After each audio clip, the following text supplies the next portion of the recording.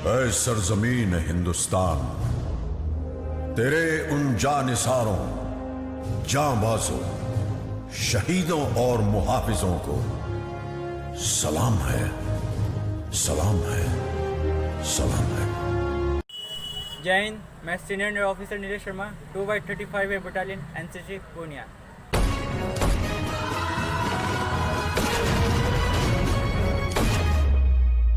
खुद को साबित करने से पहले अगर मुझे मौत भी आती है तो मैं मौत को ही मार दूंगा।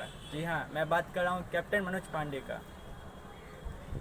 हम आपको इंडियन आर्मी के एक ऐसे वीर योद्धा के बारे में बताने जा रहे हैं जिन्होंने 1999 के कारगिल युद्ध के महानायकों में गिना जाता है।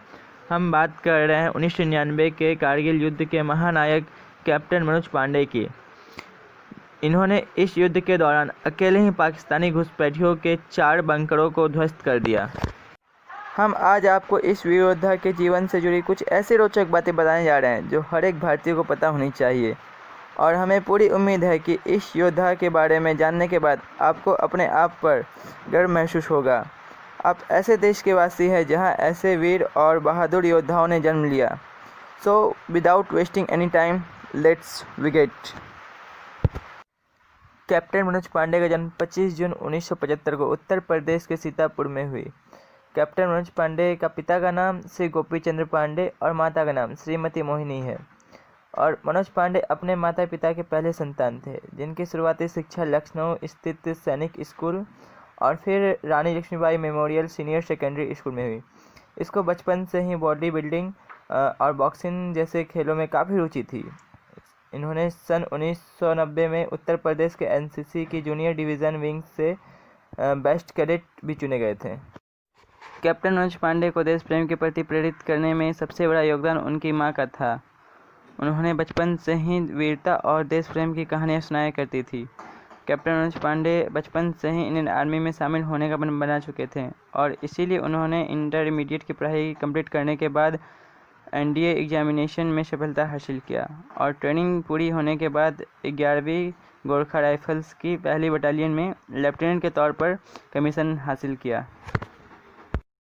इनसे जब एसएसबी इंटरव्यू के दौरान जब पूछा गया आर्मी क्यों ज्वाइन करना चाहते हो, तब उन्होंने इसका तुरंत आंसर दिया, परमवीर चक्र पाने के लिए। और जैसा उन्होंने कहा वैसा उन्होंने कर भी दिखाया। कैप्टन मनोज पांडे को मरणोपरांत देश के सर्वोच्च वीरता पुरस्कार परमवीर चक्र से सम्मानित किया गया। आइए जानते हैं कैप्टन मनोज पांडे के मिलिट्री लाइफ के बारे में। 3 मई 1999 को कारगिल युद्ध की शुरुआत हुई। तब कैप्टन मनोज पांडे की टुकड़ी कुछ ही समय पहले सियाचिन से वापस आई थी। अगर वो चाहते तो उन्हें बड़े ही आराम से छुट्टी मिल सकती थी, लेकिन वे वीर योद्धा आराम की बात भूलकर दुश्मनों को धूल चटाने का निश्चय कर लिया, और फिर वे पहले ऐसे ऑफिसर बने जो खुद युद्ध में आगे बढ़कर शामिल होने की बात कही, और उन्हें युद्ध के सबसे पहले जिम्मेदारी दी गई थी खालूवाड़ फतेह करने की। और इसी दौरान कैप्टन मनोज पांडे को लेफ्टिनेंट से कैप्टन में प्रमोट किया गया, और फिर 2 से 3 जुलाई को कैप्टन मनोज पांडे की टुकड़ी खालूवाड़ फतेह करने के लिए निकल चुकी थी। कैप्टन मनोज पांडे के कुशल नेतृत्व के कारण पलटन खालूवाड़ को फतेह करने में कामयाब रही, लेकिन इसी दौरान पूरी तरह से घायल होने के कारण 3 जुलाई 1999 को कैप्टन मनोज पांडे वीरगति को प्राप्त हुए।